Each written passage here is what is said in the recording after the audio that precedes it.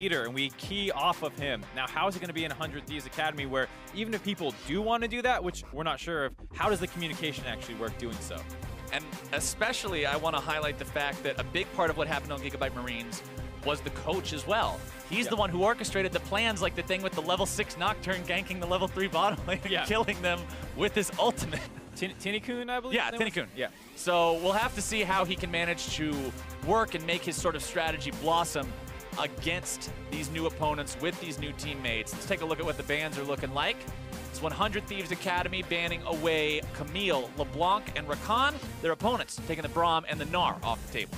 Yeah, Demonte has a pretty good LeBlanc, all things considered. Alarim has been playing some Camille, so pretty standard bans for the most part. It is a little different with some of the support focus here as well. We'll have to see what FlagQuest wants to do, because if they ban out another support, as they choose not to and go with Galio. I was going to say, it starts getting very pinched down the bot lane.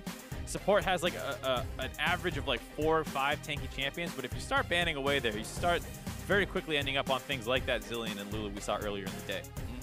Let's see what 100 Thieves wants to go. Okay, it wasn't banned away. You got to pick it. Yep, you got to.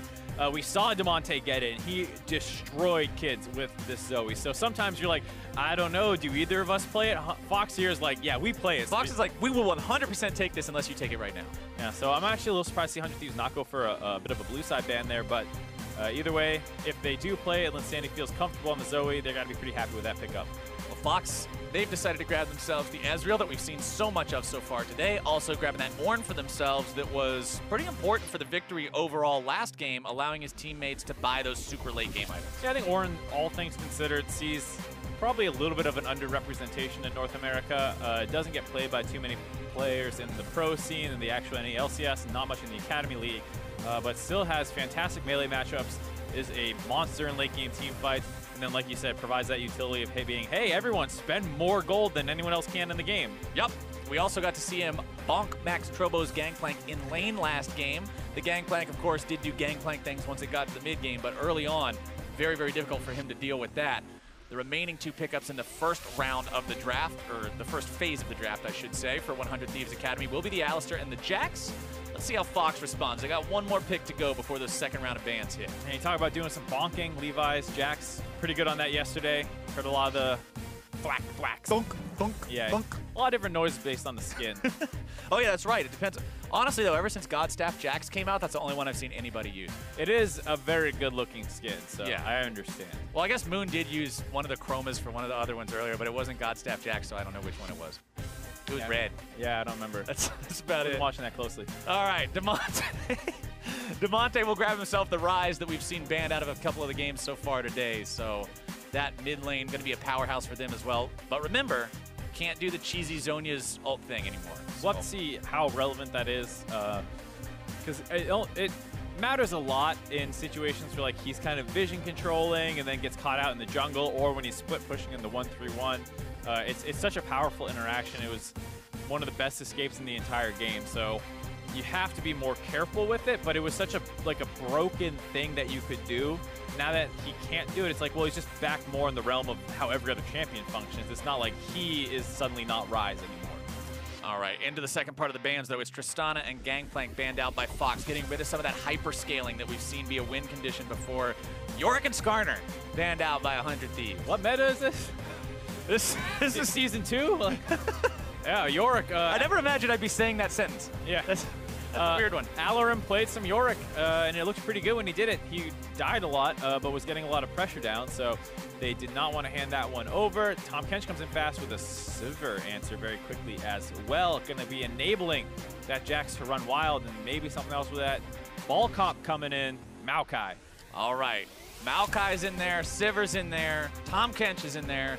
One more pick to go on the side of Fox. What are you picking for your jungle?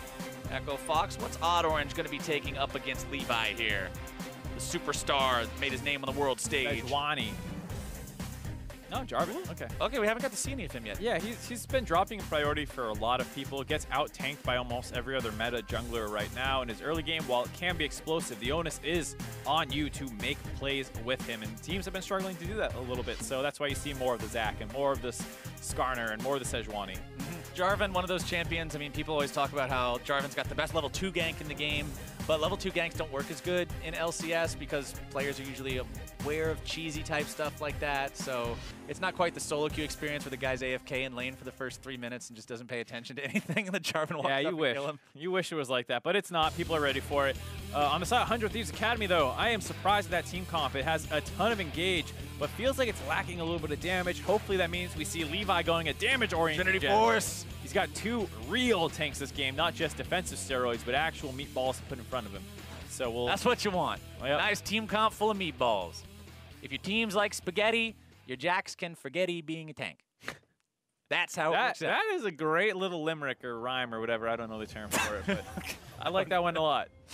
All right, let's see how this works. Levi, debut North American Academy League broadcast. Can he impress us the same way that he won the hearts of so many people on the world stage? I'm not going to deny I was very surprised the first time we got to see Gigabyte Marine's performance at MSI. And when they came back for Worlds, I was kind of expecting almost to be let down. I was thinking, okay, we got to see their performance at MSI. People know what this team does now. I don't think the cheese thing is going to work twice. And then they impressed me even more at Worlds than they did at MSI. And that team was always so fun to watch. Like you said, Levi was the backbone of that squad. So seeing him here in NA now, it's going to be great. I think hands down they were the most exciting team to watch in international play last year. Lots of teams. Oh, yeah. It's exciting because they're in the finals and this and that. The circumstance is exciting. But yeah, legitimately the play style of Gigabyte Marines and Levi was so innovative and impressive that you couldn't help but love that team. And I think it's funny that so many people became fans of them in North America despite how much damage they did to us. Over the course of those international competitions, they ruined TSM. They ruined our dreams. They hurt Immortals. But you know what? We don't care because they're fun to watch. And we got their jungler now. We stole him. No other team is going to pick Mordekaiser or Nocturne. We need these guys. Let's see how they can do, though. Levi in the jungle on that Jax.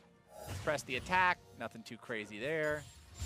Then Sanity Zoe going with the cleanse out the gate. Has the summoner spellbook to change things around. Demonte's Rise going to be telling the same story there. Yep. Or I'm going with the ignite early on too. Yeah, not too surprising in matchups where you take the unsealed spellbook. You don't really need the teleport right away unless you think you're going to get harassed out a lot. So Ignite Ornn, as funny as it looks, not too surprising against the Maokai, who should be good at fighting over early on.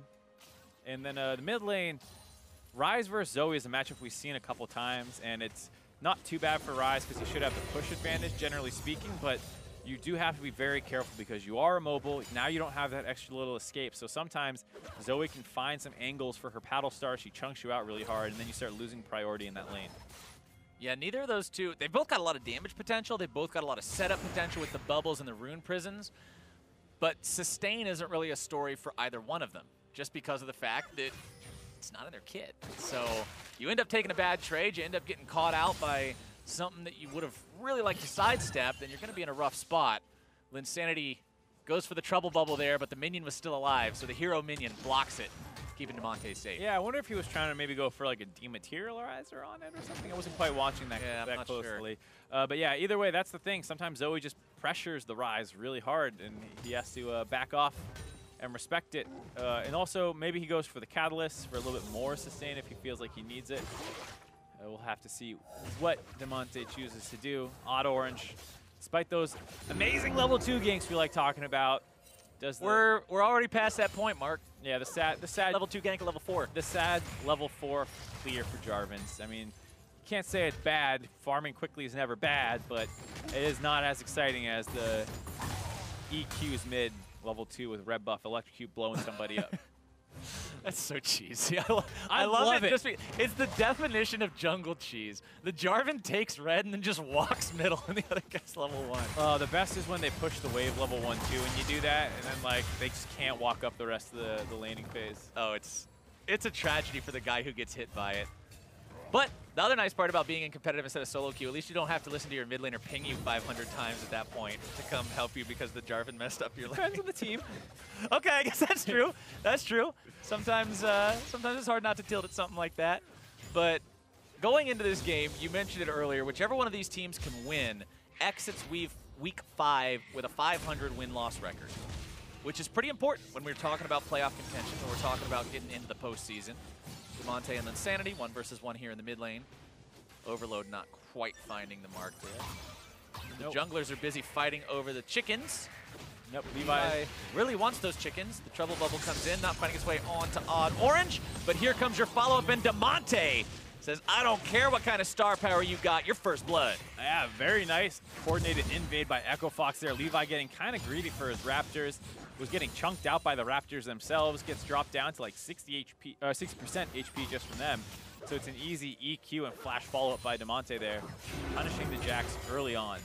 And this is different from what we saw from Levi at international events, as Wyan and Rikara looking to start off the 2v2 here in the bottom lane, getting the stun down onto Papa Chow. Fox backing themselves away now, but Levi at international events, the dude hits level 3, gets all 3 of his abilities, and immediately starts PvPing.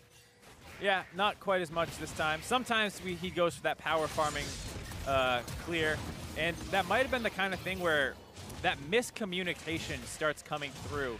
You saw Wyan wrapping around on the Alistar. Maybe he felt like his support had gotten there first and they could bait a fight if he walked forward a little bit, but he just got exploded so quickly, it doesn't quite work out. And so looks real bad for him, but it could just be a miscommunication error there. Well, it's a miscommunication error that cost them a 1,000 gold deficit only 6 minutes into the game and set that Jax back a little bit in a way that you don't want to see him set behind. Kaizen pushing up in the top lane as well. Slight CS lead for himself, but considering his opponent's got plenty of minions to farm up here and can likely get most of them, that's not going to be true for long. Nope, most likely not. Going to be some even farming in the wet noodle fight top lane. That, you know, we thought the meta was moved on from this. We saw Jax versus Camille earlier in the day. We were popping off about how great and punishing the trades were, and now we're back to this. Now we're back to the good old, hey, I'm going to hit you, but I'm mostly trying to hit these minions, and if you stand in the way, I guess you'll get hurt too, maybe. Yeah, my W hit your W, and then we both sustained up. It's okay. I blocked your W with a shield, and then you healed off by auto-attacking a minion when my W hit you. It's great. Engaging. That's what they'll be doing later. That's why we're farming up, so they can engage heavily into the team fights. We know Maokai's got the tools for that. We've seen Ornn hit a few of those big ultis as well. It'll just be about who manages to get the angle, who manages to be farmed up. But unlike those carry matchups that we've seen in the past, Mark, this isn't one of those situations where if one of these guys falls 30 CS behind or like dies twice or something, that he's really like, oh man, what am I supposed to do? This other guy's so far ahead. You're both still big meatballs, and you're both just going to keep spamming abilities on waves. So you're going to stay pretty much even and relevant throughout the entire thing. And you see the team comps kind of reflect that. You know, no one's picking globals in this game, really. I mean, yes, the Rise has a semi-global, and Tom Kench has a semi-global, but the game plan here is not get up to the top side and influence a carry versus carry matchup, or even a carry versus tank matchup like we saw in the last game where Talia and Galio are both running up to the top side or down to the bot lane. This time around, it's going to be a lot more focused on pickoffs in the jungle, which we already saw once. Rise can combo very well with Jarvan. They have probably one of the scariest pre-6 kill threats in the game, and it doesn't get much better for opponents at 6. Just the amount of guaranteed lockdown CC that those guys brings is pretty nuts. And then you also have bot lanes, which can be a little susceptible. Yeah, I think the conversation around the level 6 points for these two junglers is an interesting one to have, because Jax's ultimate is a big ultimate in terms of a duel, in terms of a 1v1 threat, in terms of sustained damage. That thing's huge. But when you look at gank impact, there's no contest between his and Jarvan's. No, absolutely not. And that's why Jarvan Rise, when they were both at the height of their power, you know, not too long ago, it was just a completely devastating combination. Level 3, level 2, Jarvan gets a knock-up, Rise combos with a root, and then you're just stuck in place getting messed up by those two for a long period of time. And then, like you said, 6 comes online, and Jarvan gets even stronger in the gank now. So it's one of those combinations which is very powerful. Now, I want to point out right now, Odd Orange is not having any of this pure tank jungling that we have seen so far. I got a Tom Kench. I got an Ornn. Yup, he's ready to go. He's saying, look, I'm not worrying about your Cinder Hulk into Trinity Force. I'm not even worrying about your Cinder Hulk. All I want is this warrior that's going to be a lot of damage from this J4. Usually when they go for this build, you're going to see warrior into Black Cleaver or something of the like. So very big damage threat, but the issue with it is if it falls behind, Ooh, it's not pretty. No, and it's a game where there are a fair amount of tanks on the enemy team, so your ability to just blow somebody up is not that high. But if you can get onto Linsanity or Rakara, you can mess those two up.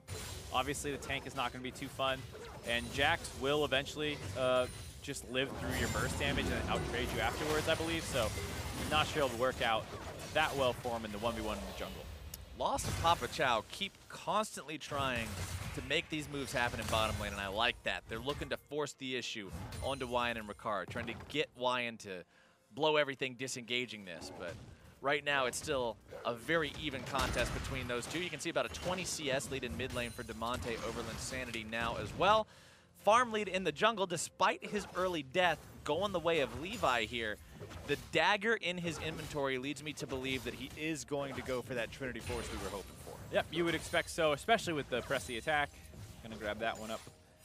And then I think the thing that's interesting is just how exactly the Jarvan matches up versus Jax in that regard. Like you said, Jarvan's one of the slower farming junglers in the current meta, which is why he's probably fallen off a little bit compared to some of the other ones.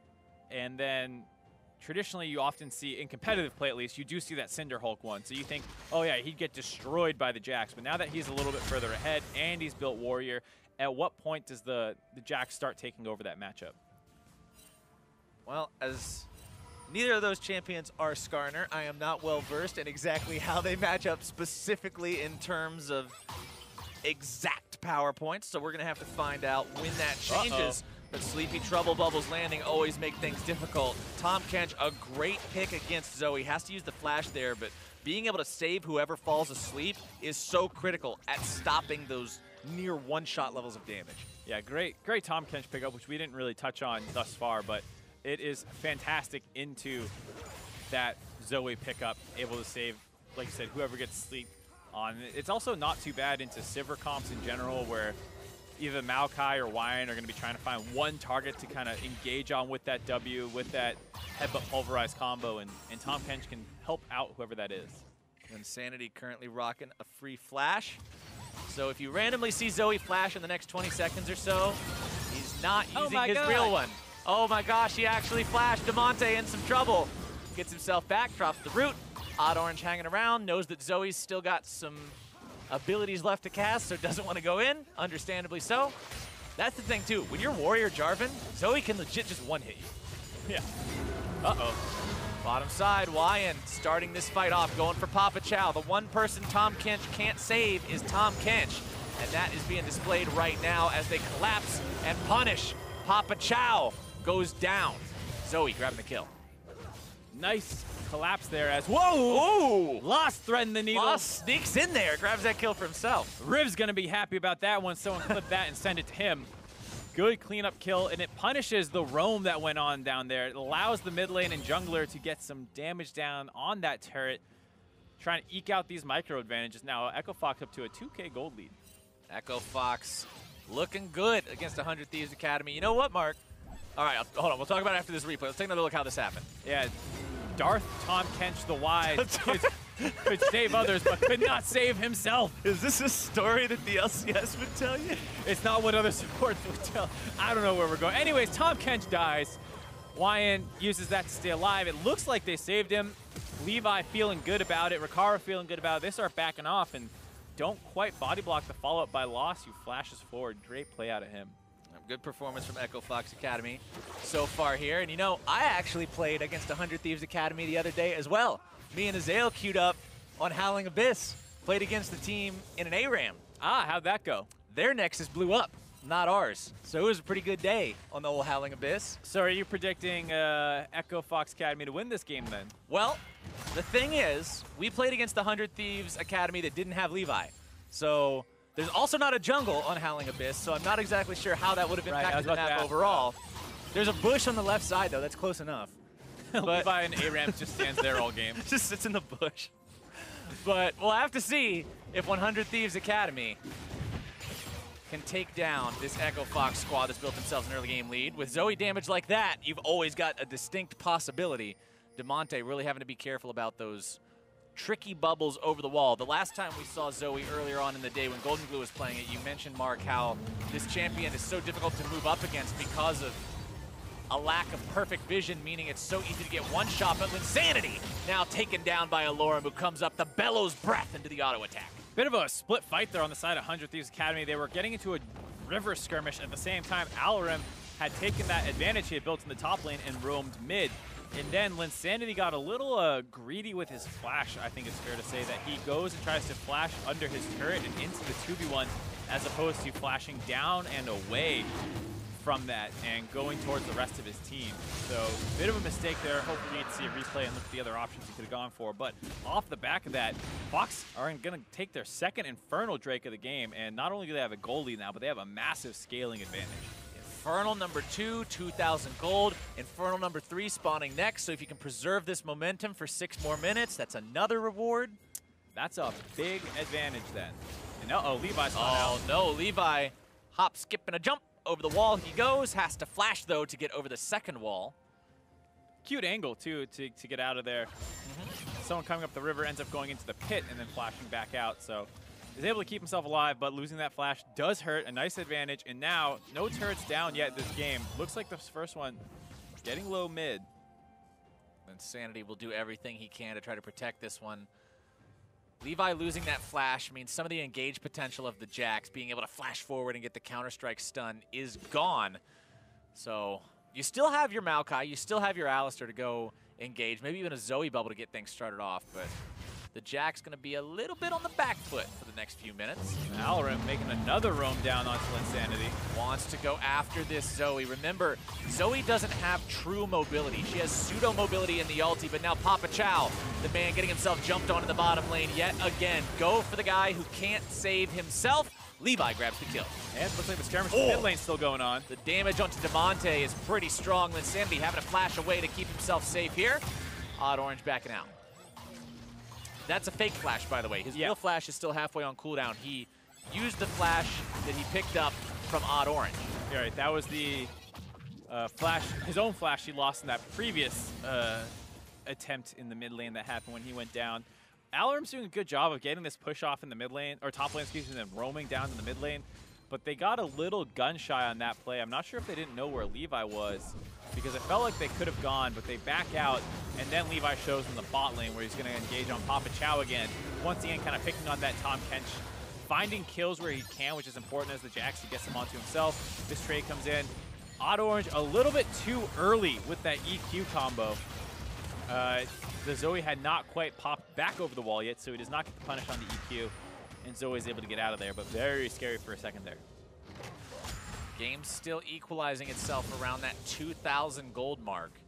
The team's sort of hitting that point of equilibrium where nobody's able to really catch the other side off guard just yet. Nothing translating into a big lead.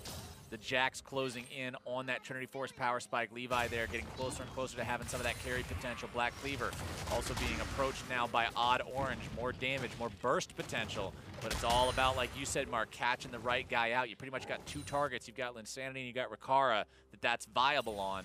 You're not looking to do that to a Maokai. You're not looking to do that to an Alistar. Nope. But, like we said, the Jarvan is a great pick into both those backliners. While he is a little squishier with the Warrior build, and you have to be a little concerned about that, Rikara does not have a way out of the Cataclysm, and Zoe, with that pseudo-mobility, does not have a way out of the Cataclysm. So you need to be careful. Sleepy Trouble Bubble, damage on Demonte there. Papa Chow, 3rd time is the charm again. Bottom lane, the play is being made, but now it's 100 Thieves Academy that have put themselves a little bit far forward here. Damage continues coming out. Wyan body blocking for Levi, has to pop the ulti to keep himself alive. FOXA Academy doing a good job, 2 versus 3. Getting a little over aggressive there. The summoners were back up on the side of FOXA, so it's fine to re-gank it and attempt to force those, but then Wyan flash forward for the auto attack onto Lost, which does not really result in very much for them. The Tom Kench split focus not working out for it. Push continues from FOXA here in the mid lane, looking to take this one down. The turret barely hanging on to any sort of signs of life. Grabbing that gives turret first blood and the bonus gold that goes with it over to the side of Fox, bringing that gold lead up to a little bit over 3K now. They made sure all of it went onto Demonte as well. He's getting to the point where he's a little terrifying. Now that he got that first blood kill. Now he's got this going on for him. Already had his Raw the Ages stacking. Finished off. Gonna get that Seraphs pretty soon, you have to imagine, when it transforms. And beginning to work on his next item. We'll have to see what that turns into. Most likely a Zanya still. Despite the nerfs that came in, still a great item to have in general. Now, top side, the wet noodle fight has continued along its expected trajectory. Both these guys very similar in terms of where they're standing, in terms of their itemization. They've started off with Abyssal Masks, going into Glacial Shroud items next, likely looking towards those Iceborne Gauntlets. It's actually a Righteous Glory for the Maokai. That's what I was going to look out for, is if he ends up going for the Righteous Glory. I feel like you might have been able to go with a greedier build, given that you do have the Sivir already to speed up the engages. And if you want another Righteous Glory, maybe you just leave that for Cow to pick up, and you can go for Sunfire or something to help you in the side lane a little bit more. Potentially a small advantage they could have looked for with their builds. But it will give him more ability to pull the trigger on his own. Insanity, though, the one who could be in some real trouble right now, bursted down, no chance to retaliate. Kaizen moves in, trying to keep his teammates safe, but instead puts himself in a precarious spot, having to pop his own flash just to get out. Really like the coordination we've seen thus far out of FOXA Academy this game. Always feels like they're on the same page with their engages. Alarim in particular, very impressive with his roams, but Damonte and Auto Orange also feeling like they have a great game plan. Pick off the enemy mid laner right before the third Infernal Dragon spawns. They pick this one up. No more will spawn the rest of the game. Can they do it? The enemy support, no ulti. Wyan not having that means this fight is next to impossible. Only way to take this Drake is for Levi to be the noble sacrifice, run in there, smite, steal it away. He has the flash to get back out over the wall. I'm expecting him to go in, make an attempt on this one, and he got it! And smooth as hell, too. Jumps in, smite, flash out before the enemy team can react at all. That is so big to get that for your team. What you're comparing, the difference in the comparison of those bonus stats is now you have 8% less than your opponent. They have 16 and you have 8 in terms of the bonus. It would have been 0 to 24. And unrecoverable in that position, because if a team gets 3 of a dragon type, no more There can't be any more. Right, Yeah. So this means if the dragons keep getting taken at this rate, the next one is a mountain dragon, but if they take that one down, perhaps the third, or the fourth, the fifth. The fifth. The fifth and final dragon that would spawn this game could be another mountain or infernal. As I blabber on, someone gets picked off. That was a great bait from Echo Fox. They're saying, we know they're going to show up to this, sit inside the brush, wait for them to approach, and insta-give somebody. And they do just that, grabbing the kill onto Wyan. Insanity tried to check the brush with the Paddle Star, but it was not fast enough. Not fast enough. No blue trinkets available, I believe, so they kind of had to run up and check that one. They do lose the kill for it, but there's enough minion waves crashing in the side lanes now. Orin is deciding it's not really worth debate again. So 100 Thieves is going to go in here and get some vision control, see that they don't need to worry about it. Orin showing in the bot lane, Ezreal on the top side, so they're all good. Taking another look at this play, how smooth this was. Jump in, smite, flash out before the enemy team even knew it hit him. You can't do it any better than that. Smooth criminal. That's impressive. That was very well played from Levi. That's exactly what you want to see from your jungler there. Trinity Force now completed onto him as well. It means he's going to be a very strong duelist and a capable backline threat. This was the conversation that we had around Moon's Jax in one of the previous matches, was the fact that because he went full tank, he's not a real damage threat onto the enemy AD carry, even if he gets to him, because it's just like, okay, he's going to hit me for 100 damage, and then what does he do? So now that Levi has this item, he's very, very threatening. Even though he's 1-1-1, it's important to kind of check up on him and what we're expecting of him and the questions that we asked of him. What's he going to do with this new team? What's he going to do with this new region, especially where communication is an issue because his English-speaking abilities are limited right now. Yeah, and it's a harder team comp to execute in, as Insanity just has that free Ignite to throw at him. It's a harder team comp to play in. Before, when you had the Taric and the Jax and the Galio, is kind of like, put your stuff on me. This might be a solo kill here. No. That's the cleanse out. Cleanse will keep it okay. I think that 100% is a solo kill if the cleanse isn't. Yeah, so Damonte feels that pressure, ends up doing that. Now Tom Kench wants to make a play happen on that top side. Ult's up there as Levi looked like he was threatening. Both teams disengaged from that situation, but there's no backup here for Levi. He can't just jump in and expect him not to instantly die. You saw how tanky the other Jax was just with the Galio ultimate and some Taric shields on top of him.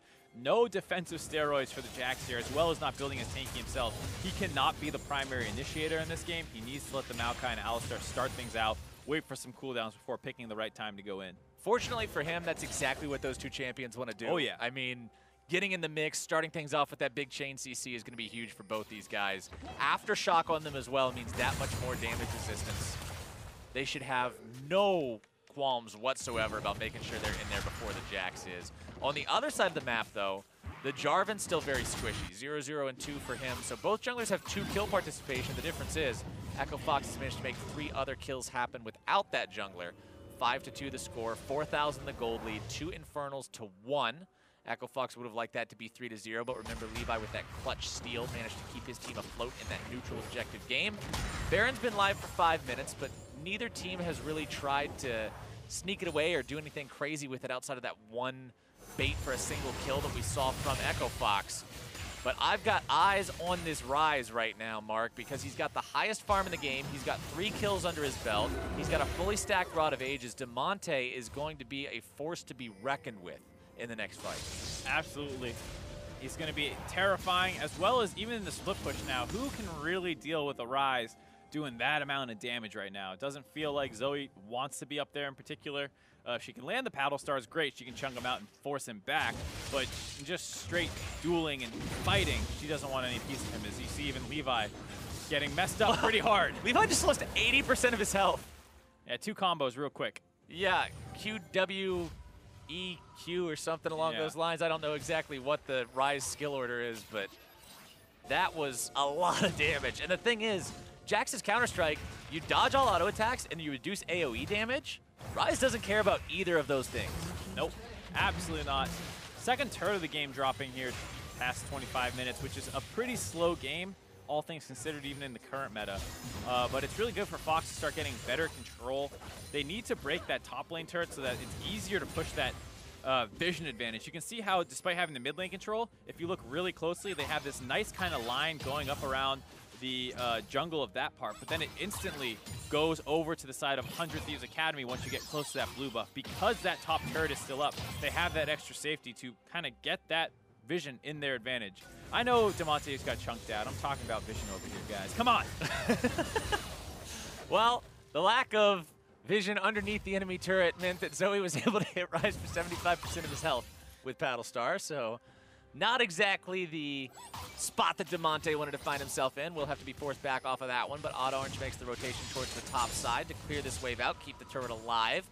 Damonte backing in the nearby brush, just in case they decided to maybe make a dive for Odd Orange, go for a bubble into a paddle star onto that one. He was going to be there for the backup.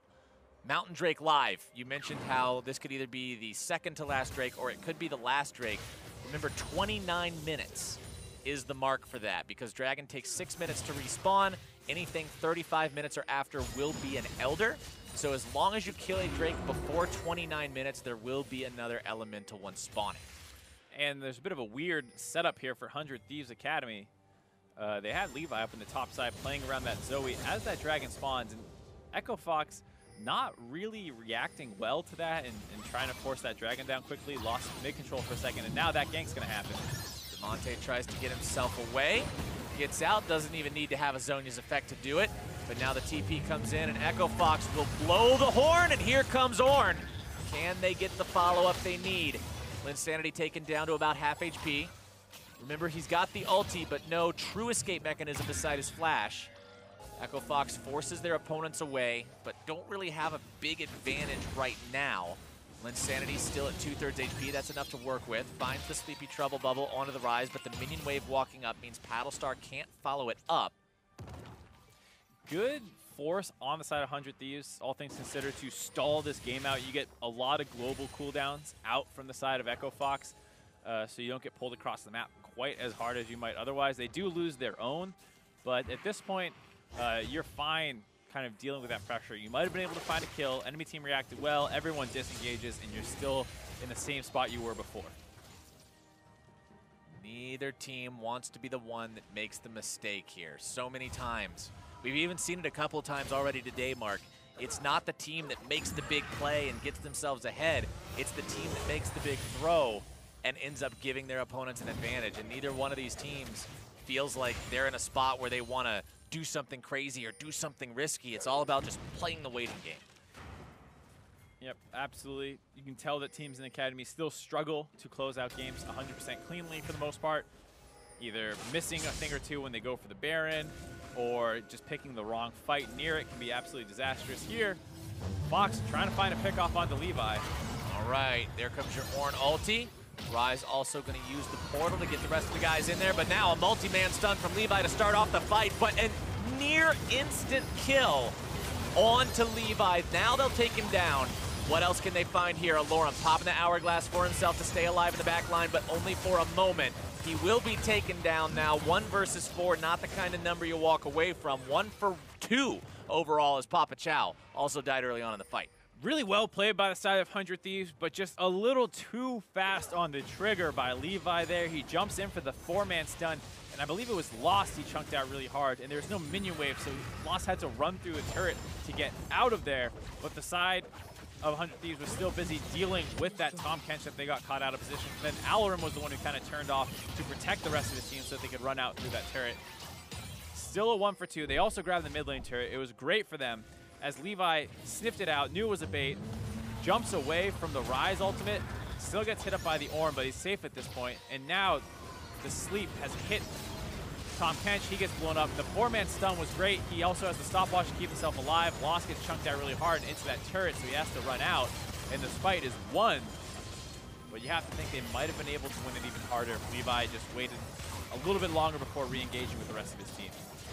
And that's what we were talking about with Levi. One of the things about him coming to North America, communication is going to be one of the biggest hurdles that he faces as a player. It's going to be something that gets better with time, but in his immediate games, it could be something where you see things look like they're not on the same page, miscoordination.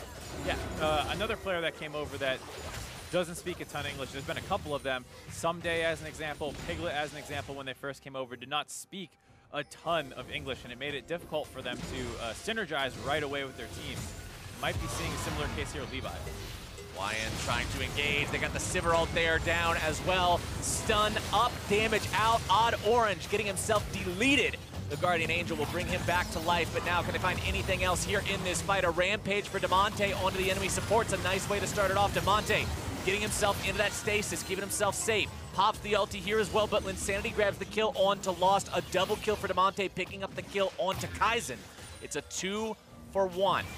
Echo Fox walking away with this one so far. Paddlestar not getting a whole lot of payoff there. Still need to be careful, even though they did win the fight, or excuse me, lose the fight. The enemy team can go for Baron, so they're not safe to back off. They have to continue pressuring around here and make sure they don't take this for free. They have Zoe and Sivir still up, so it's pretty difficult. Put the Drowsy onto the Ornn, but he's instantly gobbled up. Papa Chow getting him away to safety, but they stop the Baron. That's what matters. Yep. It was a bit of a touch-and-go situation. They get out, and with that, they actually got the mid-wave pushing for them as well, so they might actually trade up with an objective after that fight. Not bad at all, considering how it lost them their top and support. Yeah, all in all, you'll take that any day of the week. When you lose the fight, have to hang around just to stop Baron, but you still get a tier 2. Let's take a look at how it happened. It felt like they were being a little too cautious here. You see the double Righteous Glory.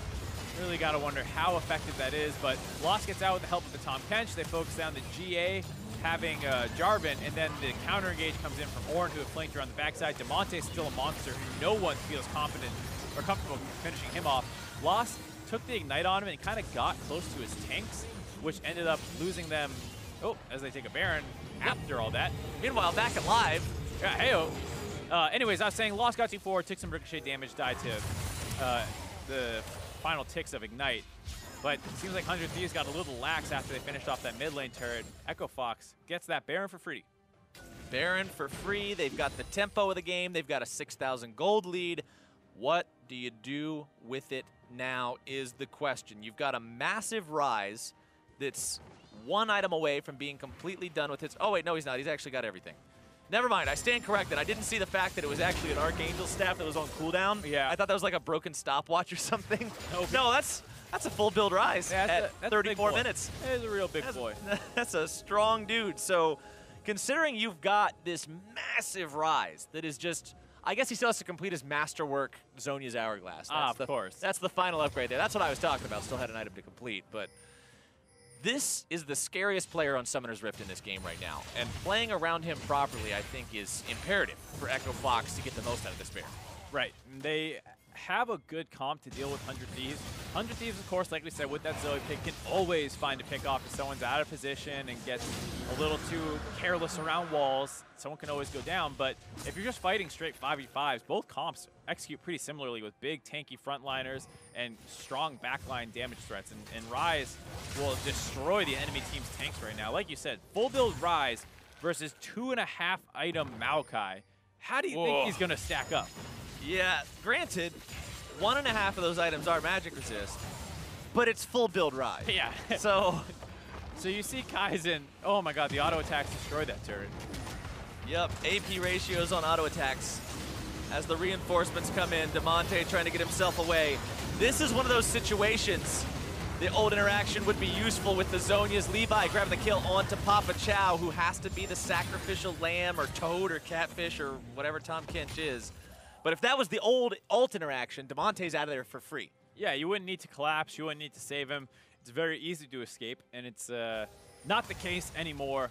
Surprised that didn't work out better for Echo Fox. They had the Tom Kench to collapse in, the rest of the team following him behind. But it looks like they're focused more on disengaging. So all things considered, pretty successful play by 100 Thieves, stalling out this Baron buff now. They actually haven't lost a turret with it, I believe. Bot lane turret got really low. But felt like Demonte was maybe a little too careful around it. Demonte now still 5-0. Highest farm in the game by 8, up over the Sivir of Rakara, who's Getting close to that full build point himself. Still has one more item to go, so the 5 kills doing work there for your Rise. Linsanity collecting the enemy blue buff for himself on this Zoe. Honestly, he's only got an item left to go too. And Zoe, once he has full build, if he can hit a max range paddle star onto an Ezreal, that is a one-shot. Yeah, he's going to go bye-bye. As of right now, as we see the ult come in, actually. All right, full engage. Coming out from 100 Thieves, Odd Orange. There's that risky build we're talking about. When you go for so much damage, when you go for this bruiser style, it can come back and bite you if you fall behind the curve of the game. And as someone who's playing a jungler in an LCS competitive style format, Academy League, trying to mirror the LCS, I guess I should say. Yeah. Still a competitive fives format. You're not going to be able to just take all the farm and be this huge carry threat of your own. Trouble bubble down onto the Ornn, pushing into the mid lane. Inhibitor turret goes down. 100 Thieves Academy taking everything they can. Give these guys an inch. They're going to grab a mile. Pushing onto the Nexus turrets themselves now. Still 15 seconds on the Odd Orange. This is a little aggressive here. Would like to see them back off after finding, all things considered, a great look to steal the mid lane turret. Ornn gets 2 with the second part of the ulti. Rakara eating the True Shot Barrage there. A little bit of extra damage onto him, but the disengage works out. Nobody dies. Yeah, give up another Baron buff if that's going to be the outcome. They get an inhib for that. Is the net result. 100 Thieves found a good look onto Echo Fox a couple different times. They were using the Sivir ultimate to get around the map and find the pickoffs. But Echo Fox could play that a lot safer and not actually be losing those kills. And you see the benefit of those trade-ups that they made in the mid lane. The fact that those 2 turrets were already down meant they only had to get through 1 more to actually take the inhibitor for 100 Thieves there. 100 Thieves, even though they're behind, they're still finding ways to make plays. And for me, that's a really good sign for any of these teams. You mentioned earlier, Mark, how in Academy League or in any of these semi-pro style leagues where you're looking to make that last step up to the biggest competitive stages, one of the greatest challenges a lot of the teams face is learning to close the game, learning how to take a winning game and turn that into a won game. And those kinds of things right there are what I want to see from a team right now. Pulling the trigger yet again onto Papa Chow. He can't save himself, but sometimes he may not even need to if they can find the counterattack. Instead, he's going to be burned down. Odd Orange taken low here as well. Kaizen will fall to loss. The re-engage from the Odd Orange finds its way onto Wyan, as now the Rise Express going to be bringing everybody downtown. Levi barely getting himself away. You can't say the same thing for Rakara, as now Linsanity cannot make enough portals to get out of that one. and Echo Fox Academy with 4 enemy players dead will push into the base. They've got 1 minion, Mark. If they protect it, if they don't let it take the turret aggro, they can send the Ornn in there and just look to end the game. Might be able to. They also don't have a wave too far behind, maybe 15 seconds out. Okay, Levi did exactly what he had to do. He assassinated the VIP, he killed the minion, and got rid of the backdoor penetration that thing provides to the turrets. However, here comes you the other still got to wave. deal with the rest of the minions. He killed the VIP, but now there's 6 more VIPs, and Echo Fox Academy finding themselves in a spot where they can take down 100 Thieves and make Levi's debut less stellar than possible, get themselves that 500 record after the end of week 5. Looking good going into the second half of the split. Yeah, looking really good for Echo Fox there. 100 Thieves have found a couple openings in a row using that Sivir ult. They try it a 3rd time. Enemy team is ready for it this time. They collapse on it. Echo Fox does a great job punishing that over-engage, and they win the game off the back of it. And we just got done talking before that play happened about 100 Thieves, how this team was saying, okay, look, you give us a little bit of an advantage, we're going to take a lot from it. Echo Fox now says, oh, you think you took a lot from it? Let us show you how to take a lot from a little. Yeah, absolutely. And it was like kind of one of those fool me once, shame on me, fool me twice. Okay, still shame on me. You're not going to fool me a 3rd time, to quote the one of the greatest quotes ever. Isn't that one of the ancient parables or something? Yeah, something like that. Anyways, it was a great collapse on what was going to be the 3rd attempt where you move to the side lane with the Sivir speed. The enemy team actually collapsed. Papa Chow lived for a fair amount of time, and then you saw how much damage they have when they finally fight as 5. They blew up the front line of 100 Thieves. Let's take another look at that fight explicitly, because it was just the end all of the game. It was back and forth until then, but this stopped it. Yep, so they jump onto Papa Chow. They were looking for Demonte, but they couldn't get onto him, and now you're dropping all your damage onto the enemy team's support. Losses over the wall, destroying Kaizen. The Ornn is collapsing. He's able to snipe out a ton of CC onto the back line, and Linsanity was just not involved with the majority of that fight. Ends up trying to get some damage in there, but everyone ports over the back wall. Sivir not quite at that, gonna destroy everybody in a couple auto attacks phase. So despite everyone teleporting in all clumped up, the Ricochet does not obliterate them, and they're able to find the kills. And the Ornn ult was just so well placed too. It set them up exactly how it needed to. But to hear more about that victory, I'd like to now welcome to the broadcast Alorum via Skype. Alorum, congratulations on that win, buddy. How does it feel? Gotta feel good.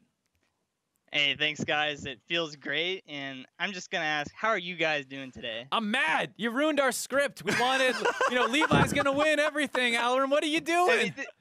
This guy comes all the way from the Vietnam. He was at Worlds, and then he has to play against the Odd Orange. It's just unlucky for him. It's just unlucky. Did you guys not get the script? I thought we emailed it over. Come on. They burned the script, man. We're not scared of that guy. We're not scared of him. They burned it today. So tell me, you guys knew you were going to be going up against Levi today. What was the game plan like, knowing you're going up against this dude who was on a team that was known for just doing these completely off-the-wall strategies? I mean, we were talking to our main team, Joshi, or Dardoch rather, and he was telling us, it's pretty hard to prepare for Levi. We were thinking of, oh man, should we be a Nocturne, Kha'Zix, all these, crazy assassins? But at the end of the day, we're just going to say, okay, force him into, or not even force him, just let him pick what he wants. We're not scared of him, and we're going to play our game.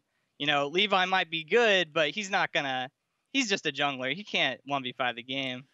Yeah, so speaking a little bit about your performance here, you got the Ornn, not the flashiest pick in the world, but you did have a lot of good roams to the mid lane. So I think I remember in your AMA you talked something specifically about this, how it's not just about win your lane, you have to move around the map. So talk to me a little bit about your mindset when you're on these tank picks who can't dominate their own matchup. I mean, the whole AMA thing was just like everybody's arguing about how top lane sucks so much, and all these bruisers are not great. But as we've even seen earlier today in the Academy League, where people are playing Jax and dominating lane. But when you're playing tanks, like you said, it's not as much about dominating lane as it is. What I'm doing is, okay, I'm playing Ornn versus Maokai. I can shove him in. So what I'm going to do with that is I'm going to go into their jungle, hit the vision plant, get a ward on their Gromp or something like that. And every now and then, especially if there's no flash in mid lane, you can roam to mid, burn Ornn ult to either get a flash or get a kill. All right. So and it's that easy. So you guys talked about working with the main roster, and like when you were talking about going up against Levi, consulting with Dardoch about how should we approach this. Working with that main roster, have you worked personally with Huni? What's that relationship like for you, top laner to top laner? Man, I get destroyed by that guy week after week after week. I am just pummeled by him every time I play. You know, all sorts of secret cheese top picks. You know, people laugh at me for playing Yorick, and you have no idea what I have to go against playing against Huni and Dardoch every single week.